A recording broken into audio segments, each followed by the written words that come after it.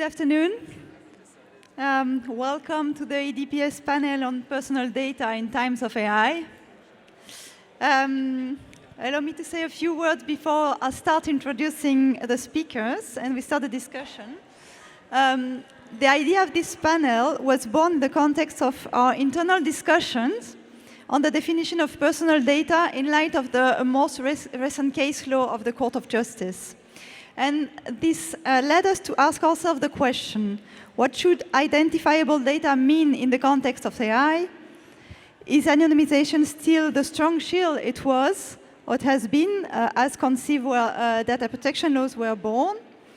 But of course, to answer this very difficult question, we had to put it into context and even to start opening some ways to start answering the question, which is the ambition of this panel today, to be able to fully grasp the roles of data protection to achieve the goal of ensuring a human-centric AI.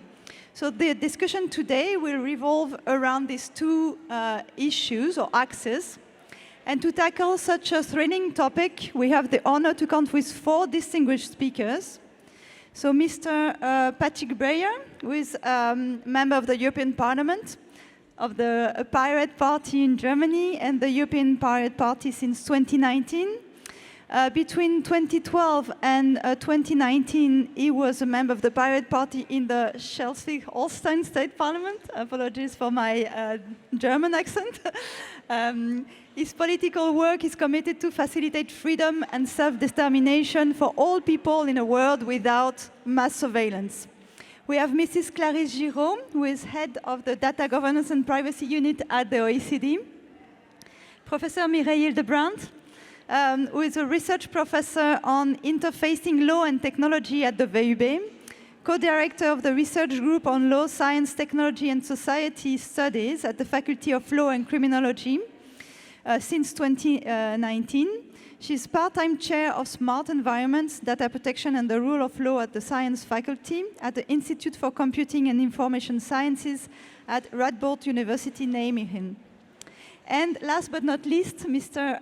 Frederik Richter, director of the German Data Protection Foundation since it was founded in 2013. Previously, he worked as an advisor for network policy in the German Bundestag and as a data protection officer for a trade association.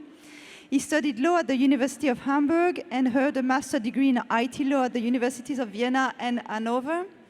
He's also a member of the advisory board for Digital Strategy Germany and a member of the advisory board of several research projects dealing with PET and data protection certification. And he regularly contributes to the journal Privacy in Germany.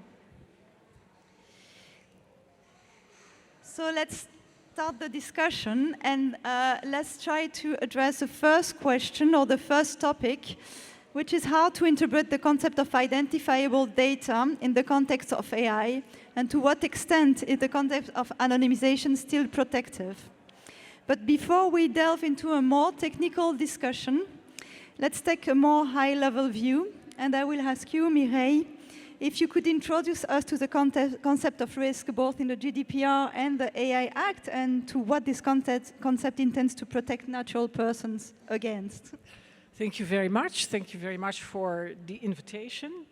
I think for the GDPR, it is very important to note that the goal of the GDPR is the protection of natural persons' fundamental rights and freedoms. That's in that's in Article 1. But you see that again in Article 24, 25, 32, and 35. So it's very interesting that many people think that the GDPR only protects data subjects, and I think it is prophetic of the legislature to have said that the protection of fundamental rights, which is key to the GDPR, not just privacy. As we all know, the term privacy is not part of the GDPR. It's about particularly the fundamental right to data protection.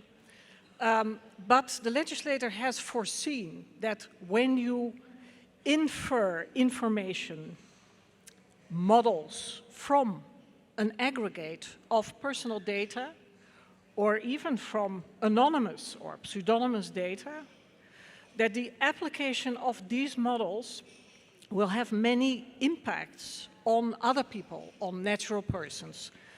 So the category of natural persons is much broader than the category of data subjects. So I think this would be my first point, that the GDPR sort of foresaw this issue of the applications of models to individuals and the impact on fundamental rights, for instance, the presumption of innocence, non-discrimination, the right to an effective remedy, and of course, privacy and data protection. Now, if we compare that, or if we link that to the AI Act, we know that the AI Act tries to protect the health, the safety, and the fundamental rights of natural persons. You see a link there. And in both the GDPR and in the AI Act, we see the risk approach.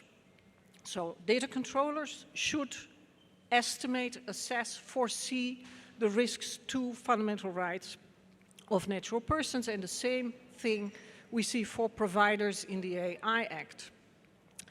Now, what's the difference here? The AI Act does something that GDPR didn't do, and that is define the concept of risk. And the AI Act does that in terms of harm. So it says that you have to foresee risks to fundamental rights and freedoms and other things in terms of harm. The violation of a fundamental right does not depend on harm. It is not the case that you can violate somebody's right as long as you don't harm them. So this is constitutional law. The Charter is primary EU law. So it overrules any secondary law that is in contradiction with that. When I look at the case law of the court in Luxembourg, then I would say the risk to a right is the risk of infringement of that right. And then the risk of that infringement not being justifiable. There is no speak of harm. The concept of harm comes from tort law, that's private law. So Article 82 takes care of that. Of course, if you want to claim damages, you must prove that you have damages. But if I want to have established that my fundamental right is violated, I do not have to prove that. So I would say core to the GDPR is a different concept of risk that fits constitutional law in the EU, and that is about the violation of rights and not about harm. Of course, harm plays a role in detecting, in situating where there might be a violation, but it's not a condition. So I hope that when, at some point, these cases, also the cases from the AI Act, come to the court, that the court will say, due to constitutional primary law status of the Charter, we have to interpret harm in Article 3.2 of the AI Act in terms of a violation and not as an additional condition. I think I'll leave it at that now. Okay, thank you very much for this great introduction to the topic. And I turn to you, Patrick. You are the origin of one of the landmark cases of the Court of Justice on the concept of personal data since Breyer. That's a name. The data protection community has been torn between advocates of an objective and a subjective definition of personal data. The court is still further refining the concept, introducing new criteria such as the relationship between two controllers, as we have seen recently in Scania. As we move into the AI era, do you think the difference between objective and subjective approach to personal data is still relevant? And should we ask ourselves then different questions in order to trigger the application of data protection? First of all, thank you for having me. As for the landmark case, it is actually still pending after more than 10 years. The courts are still asking experts whether the German government should have the right to collect our online activities and clickstream without indiscriminately. So that issue is still pending. But concerning your question, let me start by saying that acknowledging that data which is processed in the course of machine learning operations is personal data does not exclude that data processing, right? So there may well be legitimate interests to do such processing, and that's why the issue of identifiability is not the only crucial issue. But what matters is that the individual safeguards that keep us in control of our data will apply only if the scope of the privacy law is open. And so that's why the concept of personal data needs to be broad, or else we risk not having these rights. And specifically, as for the subjective approach, which the court seems to be flirting with now and then, the risks resulting in companies in industry amassing great amounts of data, of our data, connected to an ID, to our passport ID, whatever official ID, and then arguing, well, we ourselves, we're only data brokers, we can't identify the person, so we'll just keep collecting everything we can about you, but then risking that intentionally or because of a leak or a hack, this huge trove of data then ends up in the hands of people who can very easily identify me as the data subject. And that's why I think the concept of data protection indeed is much more preventive to avoid this risk in the first place. And that's why I've always argued for a comprehensive understanding of personal data. What's clear is that with all this machine learning technology being so readily and cheaply available, it has become much easier to perform this identification. That's clear, that should help our argument. But to give you a specific example, we've just negotiated a piece of legislation called the European Health Data Space, one of many data spaces which the Commission wants to propose. And what this regulation says is that third parties, such as industry, can access health data that is pseudonymized if there is a need. Not only anonymized data, but pseudonymized data. They can work with this pseudonymous data, but they can take away and copy only anonymized data. So they can do the processing in a secure processing environment, and then they should anonymize the results. And I think that this anonymization is possible even in times of machine learning and AI, especially by aggregating data. So what will usually be sufficient for these studies is if you have groups or cohorts of similar patients, then you can use average values. It will still work for studies, and it's perfectly anonymized, the data that you take away. So I think that this concept still works and still has to work in the times of machine learning, or AI, as they say. Thank you. So as you're bringing the topic of anonymization, I would like to ask Clarisse, sorry. Could you share with us, because the OECD has been conducted several research projects on pets in the field of AI, and could you share with us the outcome and the value maybe of anonymization in this context? Thank you, Fanny, and hello, everybody. I'm the most anonymous member of the panel because my name did not even feature on the program, so surprise. The OECD, but I confirmed very late, so I apologize. It's really my fault, but a pleasure to be here. And before I answer directly your question, Fanny, I think just by way of a background, so before joining the OECD a while back, I was actually working at the French Data Protection Authority, CNIL, and I was part of the international team, and we spent a lot of time negotiating the Article 29 Working Party, as it was called then, opinion on the definition of personal data. And already back in the days, we decorticated, the many different terms in the definition, like relating to even information and data, and what does it mean?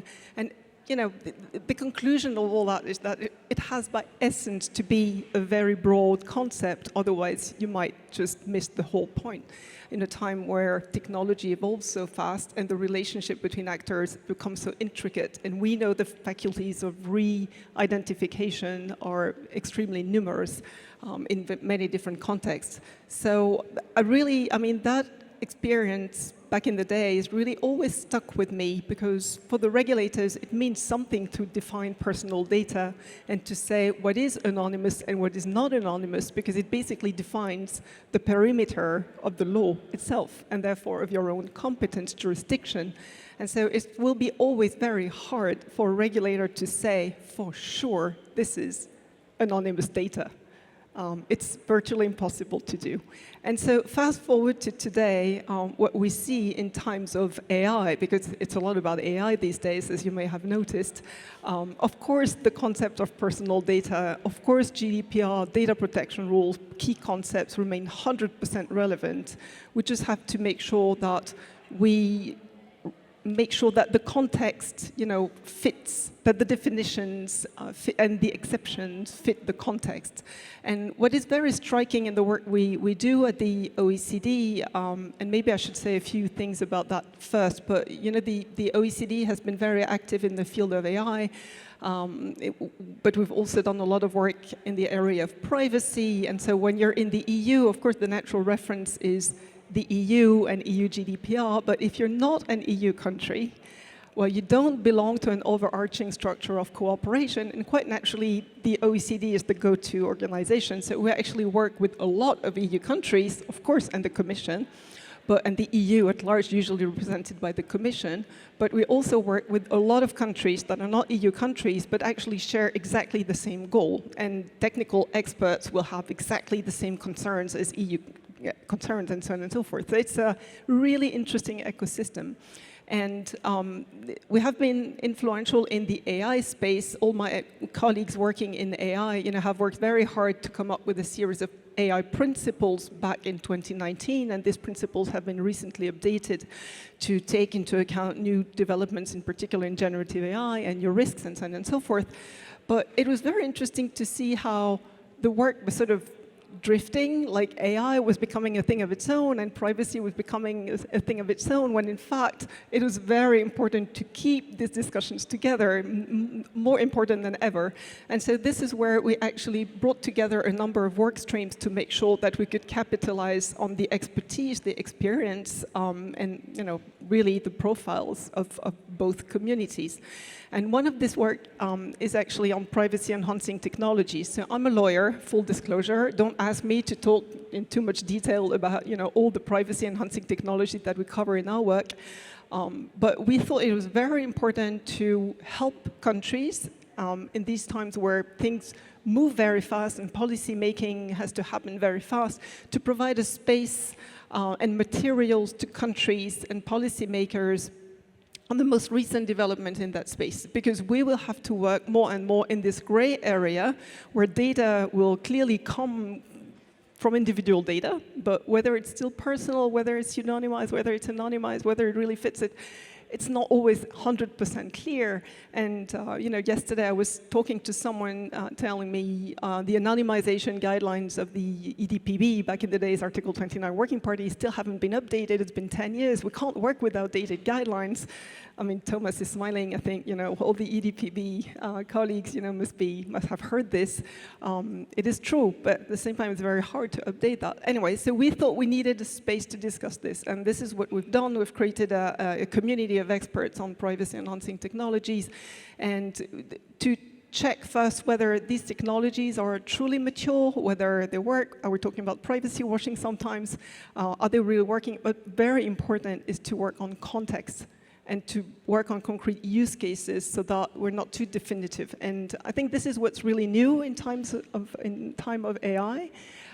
Very quick learning. I'm happy to go into more details later, but very quick learning. the old concepts stay. They're stable, they're sound, they're good. We need to keep working with them. It's very important. Privacy has not gone away, and they're actually recognized in all the AI frameworks that see the light of day around the world.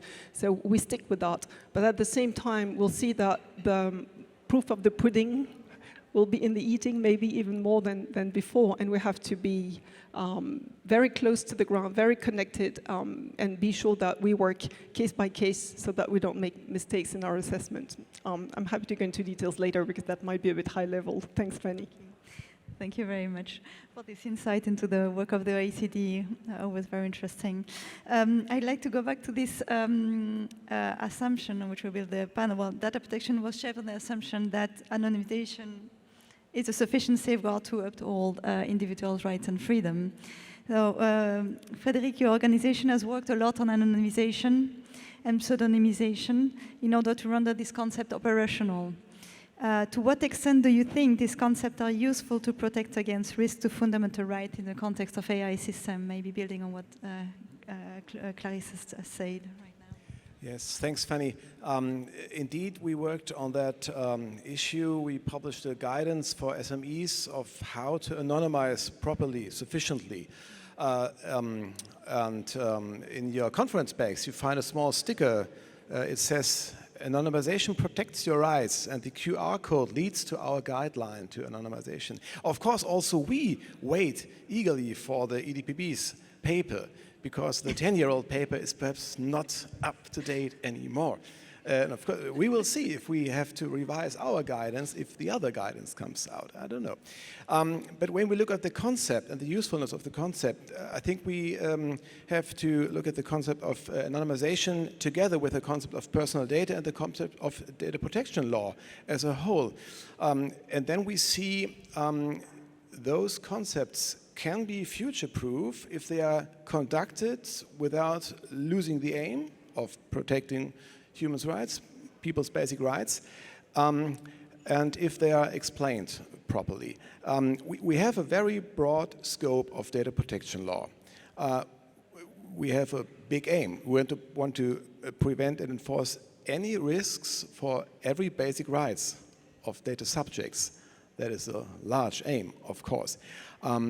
We have an expansive notion of what is personal data, of who is identifiable. This leads to a broad material area of GDPR application. And although we have infringements of the GDPR, it can be sanctioned without intent of the controller to infringe the law. So that is a quite protective concept. And then when we look at AI, we can say, okay, this is a very mighty and powerful new technology, but we can also say this is just another big challenge for data protection to cope with. Because when personal data is processed in those large language models, comprised in those training data sets, of course, it's a question of enforcement. It's a question of transparency. And can we reach enforcement of the recent data protection law in the realm of AI? That will be the major question, in my view. Thank you. Yeah.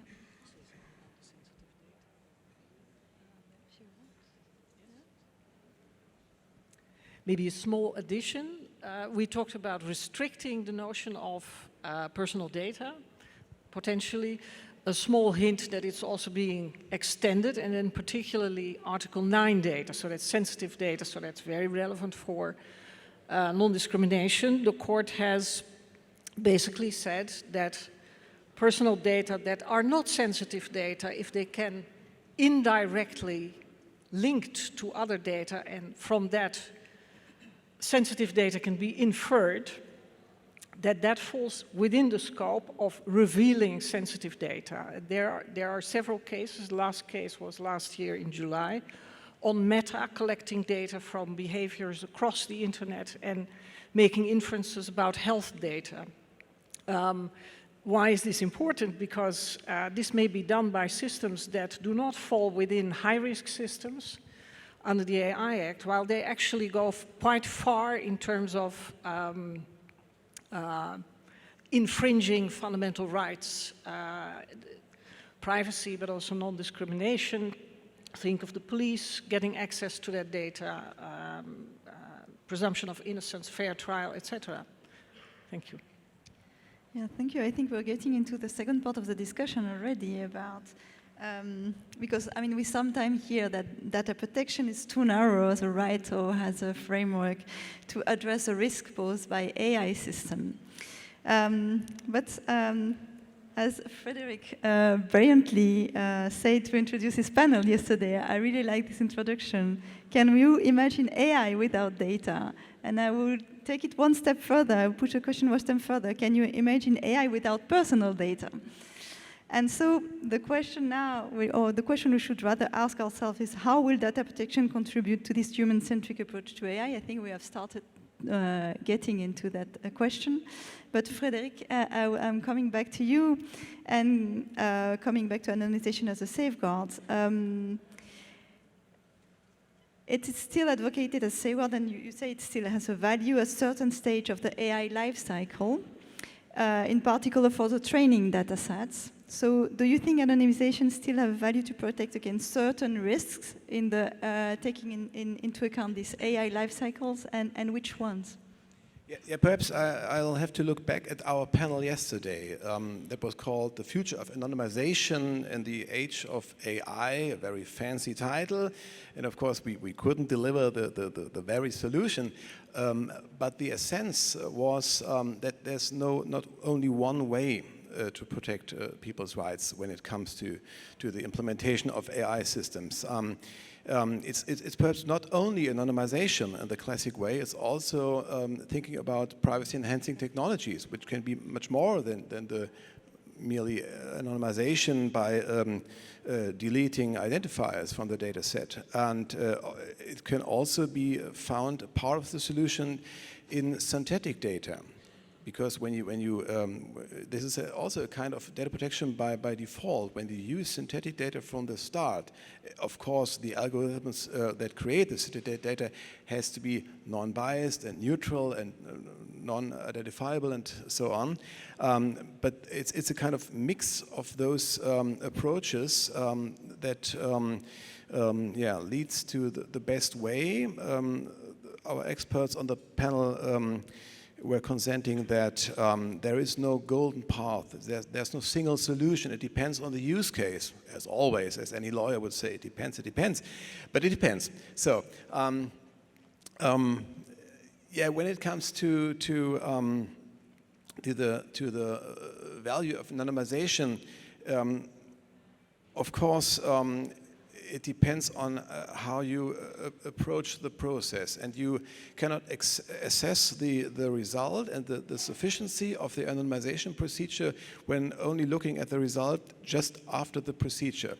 You have to try to look forward, you have to try to anticipate upcoming risks. Of course, that's a hard task, but you have to try to think in that way in order to achieve something you perhaps could call sustainable AI, because sustainable anonymization, I would want to say, because the state of the art moves year by year, perhaps month by month in some years, and then you cannot rely on the procedure you have designed in your anonymization policy. You have to look at it on and on and on. Of course, that's a moving target. There's a permanent challenge, and that takes much of investment into those efforts, but if that aim, sustainable anonymization, is your aim and you are willing to invest in that, perhaps you are on a kind of golden way. Thank you. So, Patrick, I'm turning to you. You've been, as you say, closely involved in the negotiation of the AI Act. Could you tell us about how the protection of privacy and data protection was approached in this context? Sorry. Yes, when we negotiated the AI Act, and I didn't vote in favor in the end, but in the negotiations we fought very hard to make sure that the privacy acquis and the GDPR, happy anniversary by the way, soon coming up, will remain fully applicable in addition to the AI Act. So the AI Act has never been intended to be the only regulation or lex specialis, with one exception on, using special data categories for training. But generally, both are to be applicable, and it's now for the regulator and for the courts to specify and to enforce what data protection rules should apply to machine learning. So I can assure you that these issues are better placed with the regulators and with the court, who have the time to think about them and are not politically influenced and biased. So I think even if it takes a long time, and sometimes 10 years or longer, probably a better result will come out of it than a quick political random negotiations, to say, speaking from experience, sometimes random indeed. So the AI Act totally fails to ban and protect us from a whole range of dystopian mass surveillance and control machine learning technologies, only to name remote real-time biometric identification, behavioral surveillance, etc. And by defining mere conditions on their use, it sort of sets out an instruction manual that could even be used to could even be read to invite governments to use them under these conditions. And that's why it's so important what Mireille said before me, that regardless of what the AI Act says or allows for, there are still other rules that need to be complied with. There is privacy secondary law, but there are the fundamental rights.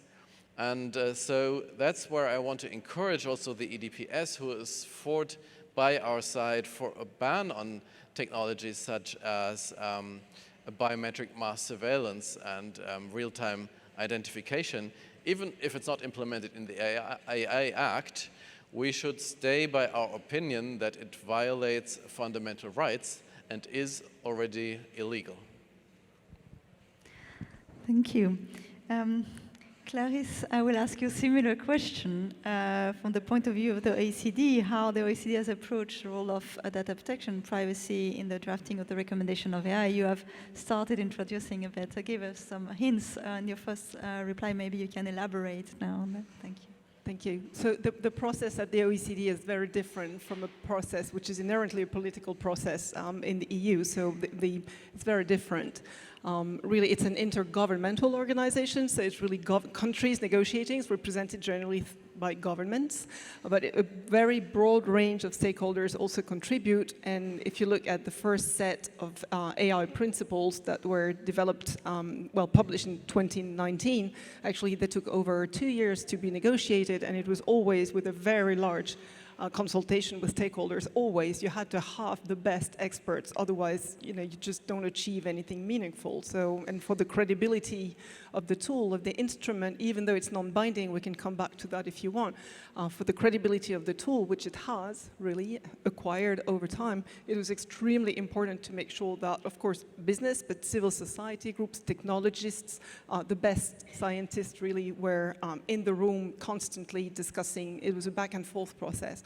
And it was very clear that, privacy, we call it a lex specialis, right? The GDPR, we're good at making, adding Latin to the mix, but we don't do that at the OECD. But I mean, privacy and the protection of fundamental rights are explicitly mentioned, like put at the heart of the AI principles, and as they were revised recently, that principle was even reinforced. Like, it is very important to have human-centric AI. We actually deliberately, I was not part of that negotiation specifically, but I know firsthand from my colleagues who worked on that, the word of ethics, for instance, was not chosen because we really wanted to have much more specific wording in there, really like human-centric, protection of fundamental human rights in there at the heart. And privacy is really part of it.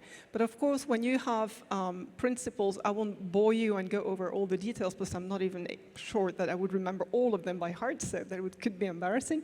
I can assure you that one of the key ideas we had at the time was The principles are fundamental because they help shape national policies. The AI principles have been embedded in a number of national policies within the EU membership, the OECD membership, including the AI Act actually, but also beyond. So we have countries like Egypt and Peru and others who have implemented these principles with privacy in them.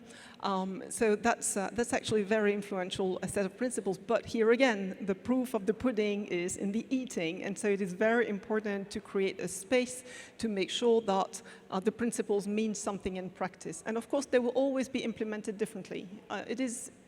It's a fact of life. The world is large. We're all different.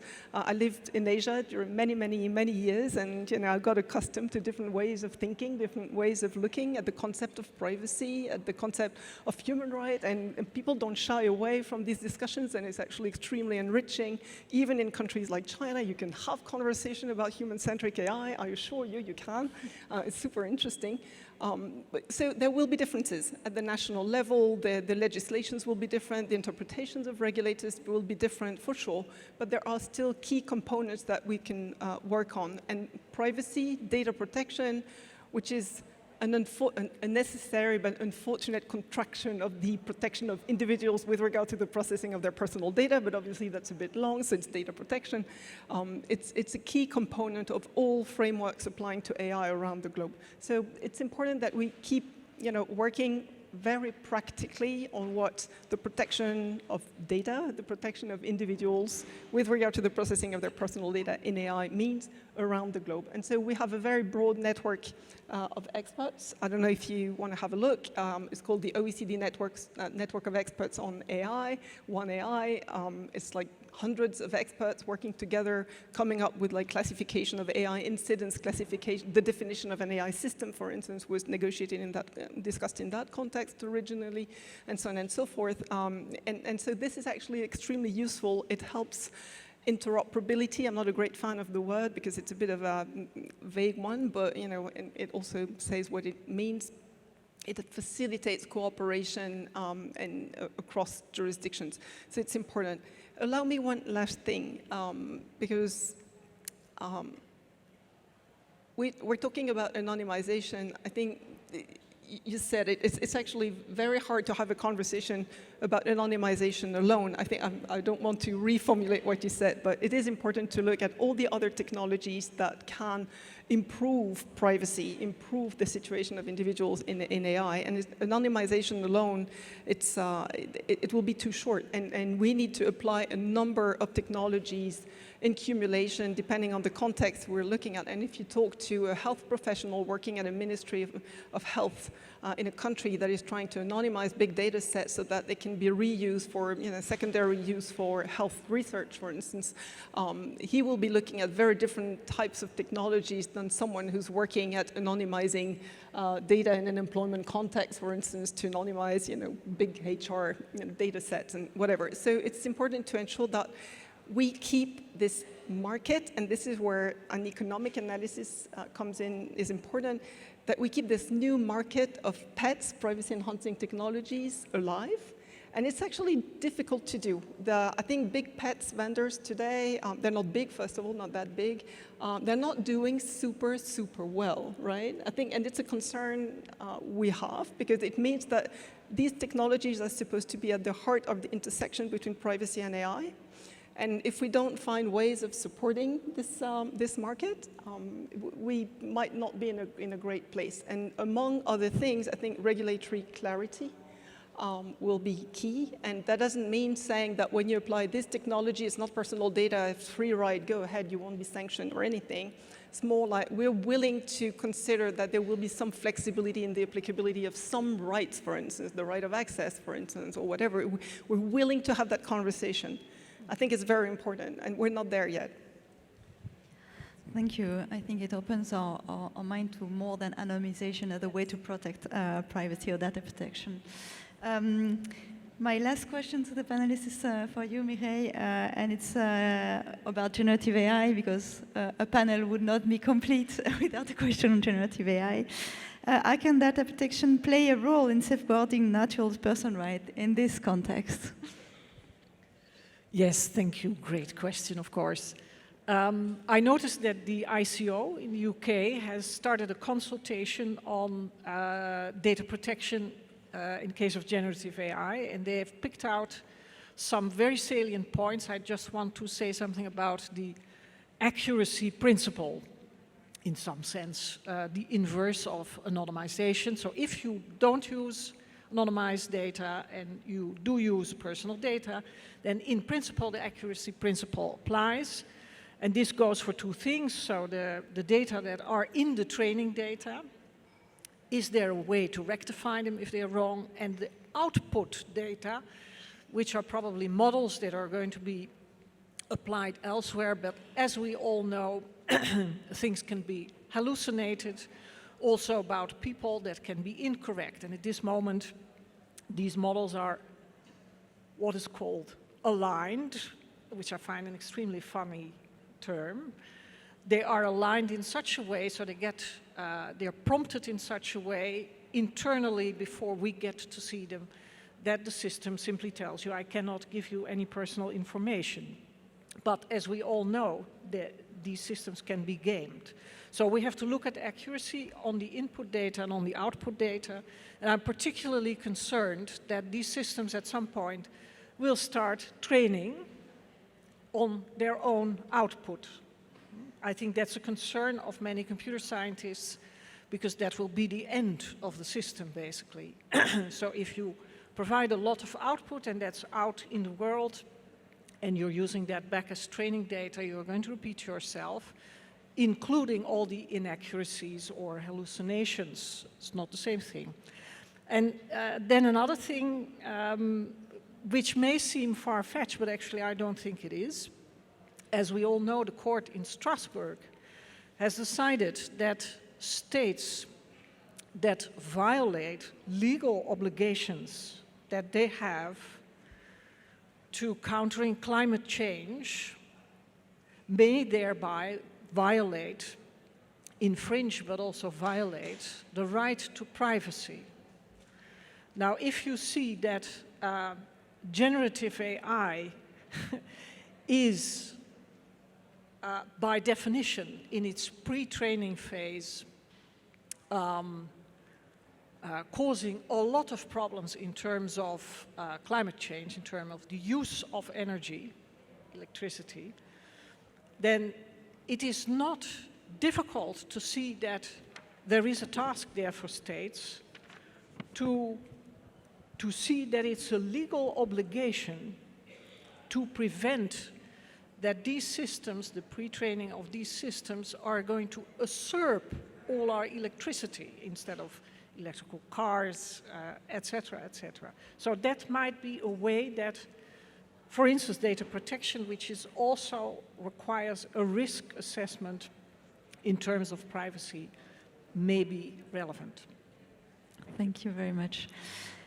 After such inspiring contribution, I would like to open the floor to the audience for questions. Yeah. So one woman here, yeah. And then the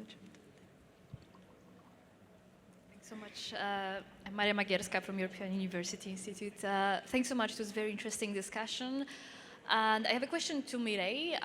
So thanks so much for bringing up this, drawing these distinctions between the sort of constitutional rights-based GDPR versus the almost tort law harm-based in the AI Act. And I was thinking on how, in your opinion, does it manifest in the procedural aspects on the enforcement level in the AI Act? If you harm, as you say, it's coming from private law, but then the procedural level of the AI Act is far from private law enforcement at all. So I was just thinking, how should it manifest and how this protection should be designed in such a way that it ensures the protection of the individual, also in the AI Act.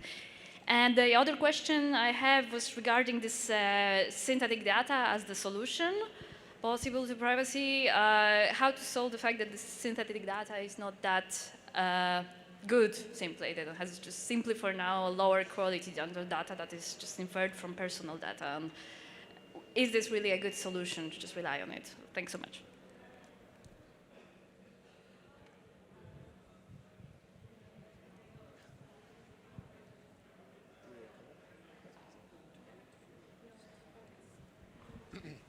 So as to the first question, because I started thinking about it and I missed largely the second question, about the enforcement of individual rights in terms of the AI Act, that's going to be a challenge, of course. So there is the obligation for the deployers of high-risk systems to do a fundamental rights impact assessment, where also if you look at, I think it's Article 29, you will see that, again, the concept of harm returns. But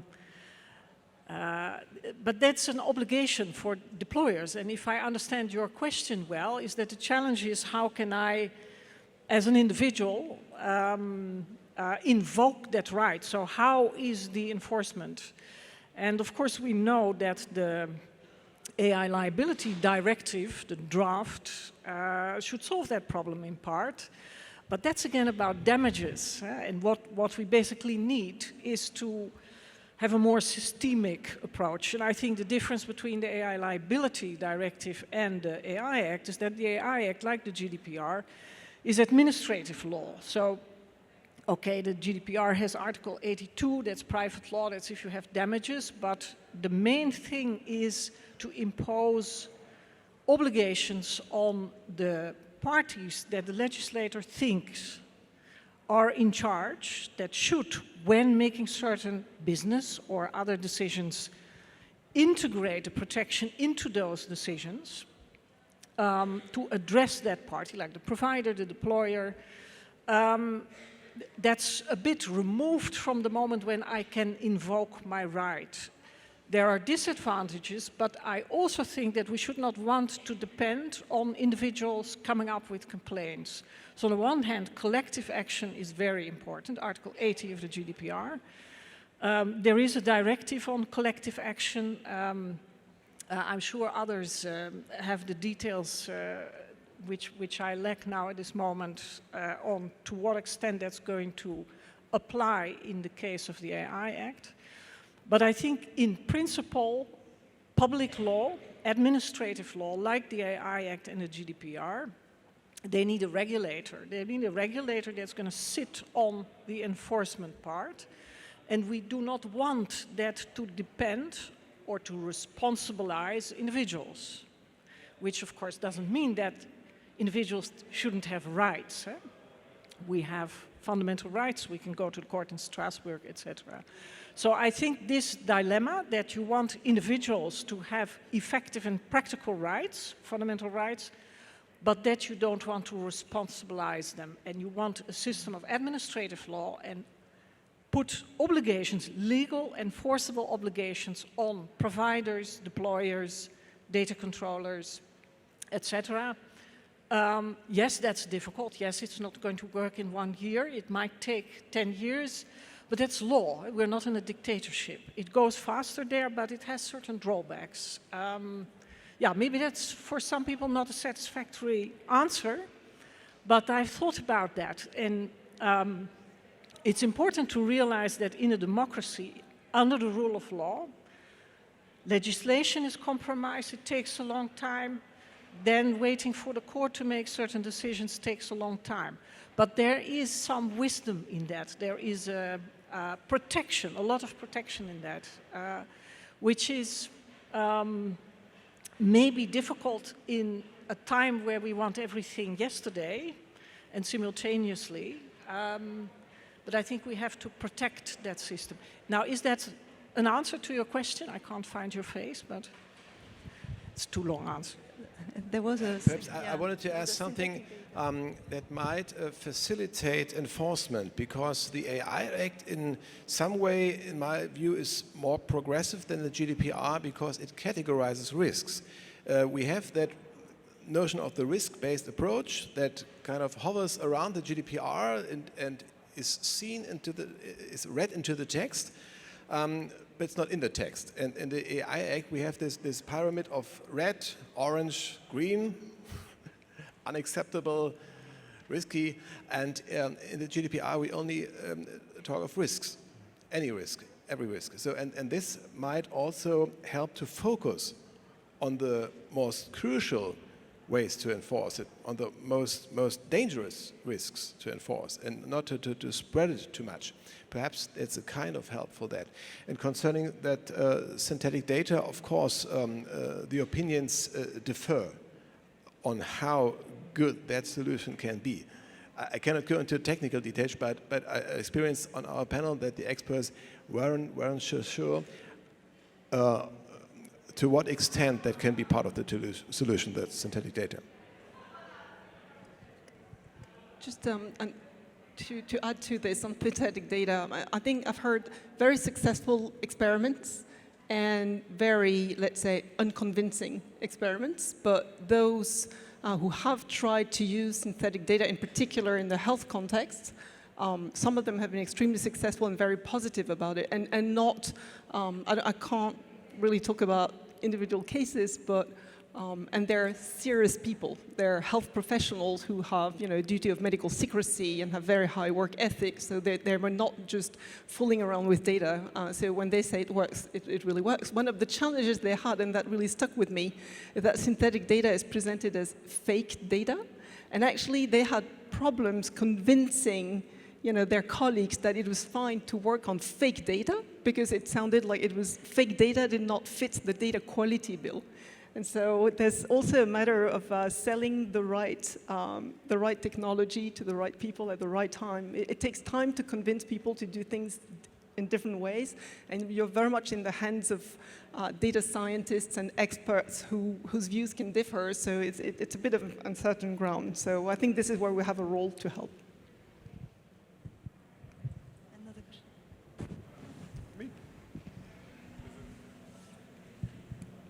Is it working? Yeah. Daniel Lufer from Access Now.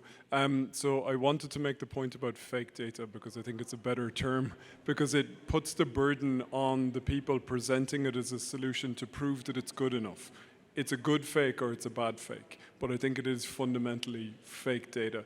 And I think I'm worried about synthetic data as a solution for a number of reasons.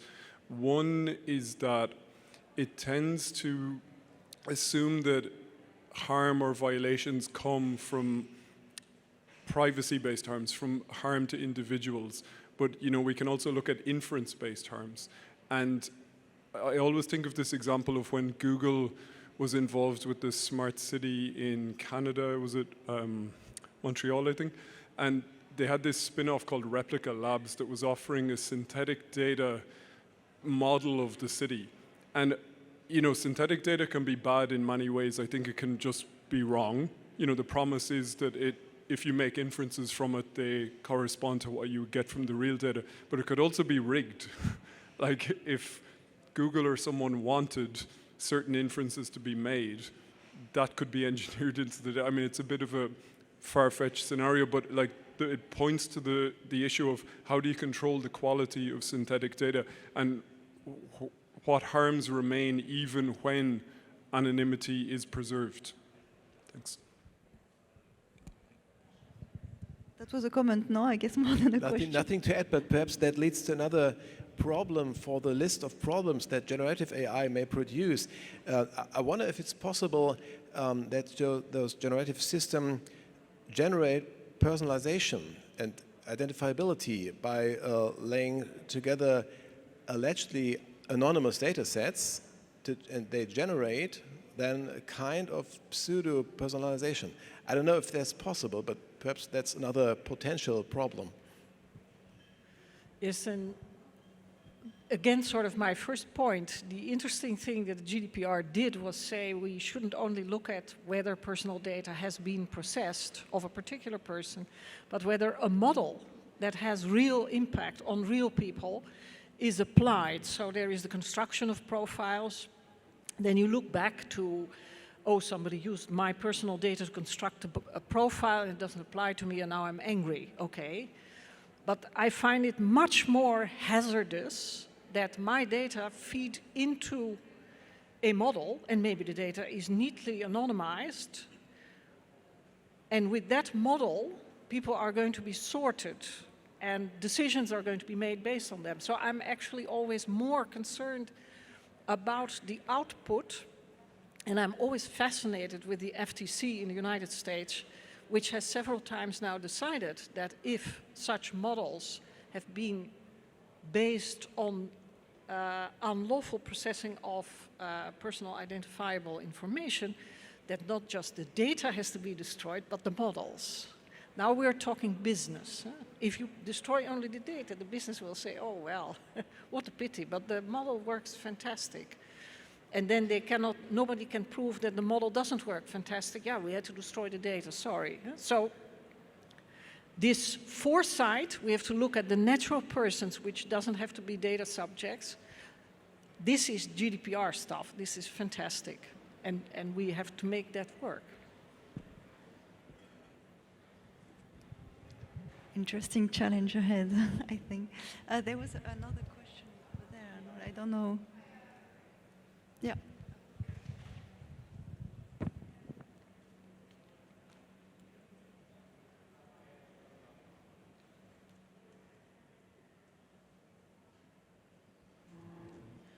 Hello, everyone. My name is Valeria Kornilova. I'm from the organization SERV. And thank you for the discussion that was there. It's quite interesting to listen. I have one question regarding the data protection and data governance. It's mentioned in the EI Act that according to Article 10, there should be a very detailed examination of the biases and risks that the AI system and how the AI system can affect the individual and the society. And from the practical sense, I thought how this assessment can be different from the DPIA, from the Data Protection Impact Assessment, whether it can be conducted there or it can be linked to the Fundamental Right Impact Assessment and then done together or separately. So this is the more practical question to you. I think there's a very short answer to that. You're referring to Article 10. That's an obligation for the provider of the system. So the provider has to foresee how the system, when designed in a certain way, may affect fundamental rights. That's a bit like data protection by design in terms of the risks of fundamental rights and freedoms. Then Article 29, if I'm correct, puts an obligation on the deployers of the system, so like a hospital or a government, or a social network who deploys that system to conduct, if it's a high-risk system, a fundamental rights impact assessment. If there is, at the same time, an obligation to do a DPIA, they have to be done together. So the legislator has been thinking about this. And what I find very interesting is this obligation for providers. Of course, they're all complaining that this is impossible. This is totally impossible to foresee what somebody could do with your system because they also have to foresee potential misuse, use for other purposes. But I would refute that because especially software engineers are used to thinking in terms of what they call use cases. The word use case is a very interesting concept. So they're used to thinking, especially a provider who has a business model, to think in terms of use cases. So they're now invited, while designing the system, how, in what sort of use cases is this going to affect fundamental rights? And I think that's a question we want them to ask at that moment. Any additional questions? You've been very clear, all of you. Yes, thank you all. I think so we have time for a last round of comments, concluding comments. My takeaway that, I mean, based on what you say about this topic of anonymization, we have to look at things in a different way, broader than mine, maybe. Maybe protection of data, it's not only about anonymization, but we have pets going on the way. You also say about the synthetic data. There's a work to be done there as well in order to prove the value and to have this false connotation of fake data, so not valuable data. downgraded in quality, many challenges from a data protection point of view. I mean, left to regulator, from what I understand, in terms of data accuracy or even on the scope, if we go for this inference and revealing meaning. But I would like to give the opportunity to each of you to give a concluding statement to this discussion. So Mireille, I will give you. Okay, let's say something provocative. I think it would be very interesting if computer scientists who are developing these systems, so developers, not necessarily computer scientists, to somehow study the case law of both European courts.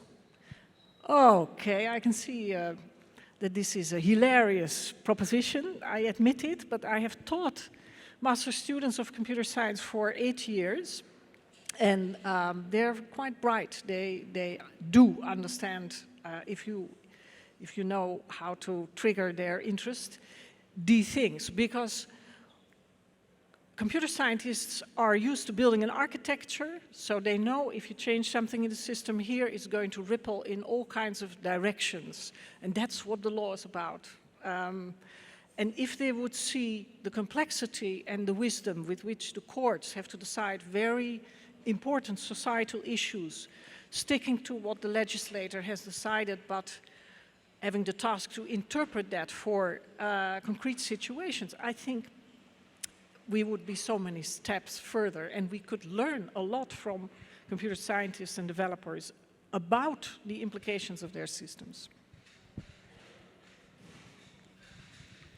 Yes, to conclude on personal data in the age of AI, my take would be that with the current state of the machine learning technology, we basically have the possibility to build an oppressive high-tech surveillance state and to enable mass control of our daily lives. And so just think of face surveillance, think of behavioral monitoring, which is being rolled out before the Olympic Games in France. Think of lie detector technology that are supposed to read our faces whether we're telling the truth or not. None of these technologies, by the way, are banned by the AI Act. But step by step, we are moving in that direction. And the end point, of course, would be China. And so the fundamental right to have our privacy respected is key to contain these risks, to protect our open and diverse society, and to uphold it for our children and the future generations.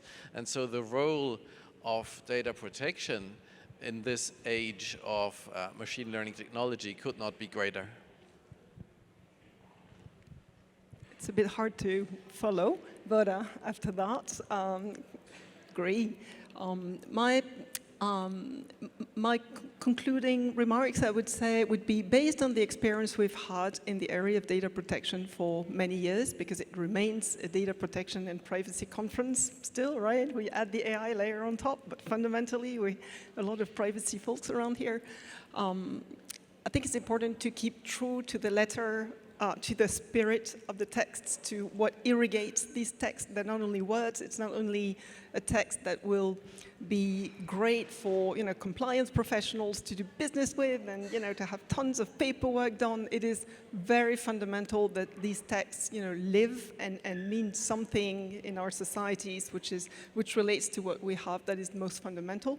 And so that the term human-centric AI is really something that means something real in practice, just like we have to aspire to privacy and real data protection and not only paperwork and more. And sometimes I'm a bit concerned that we're headed that way, so it's a bit of a call for let's not forget the spirit of the text.